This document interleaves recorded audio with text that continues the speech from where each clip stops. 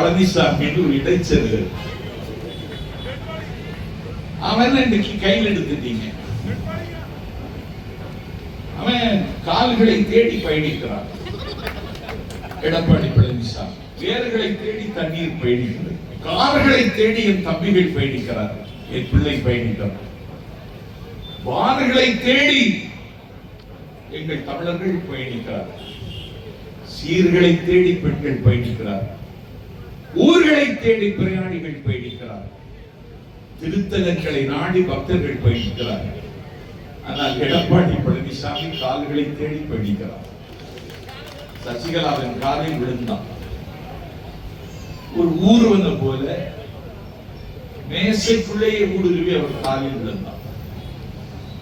அந்த அம்மையார் இதனை சரியாக அடையாளம் கண்டு கொள்ளாமல் முதலமைச்சராக நீ சுட்டிப்பார். எடப்பாடியை விட்டால் எடப்பாடி பழனிசாமி யாருக்கும் தெரியாது. அவன் ஓசூர் சத்தியத்தில் வந்து நின்றால் கோர்ட்டில் இருந்த கருதி அவனுக்கு சுமையை கொடுத்து விடுவார்கள். அவ்வளவுதான் உனக்கு இருக்கிற அறிமுகம். நீ இந்த நாட்டில் முதலமைச்சர் ஆயிட்ட. அந்த அம்மாவுக்காவது குறைந்தபட்ச விசுவாசமாக இருந்தாயா? அவர்கள் சிறைக்கு போய்விட்டார்கள்.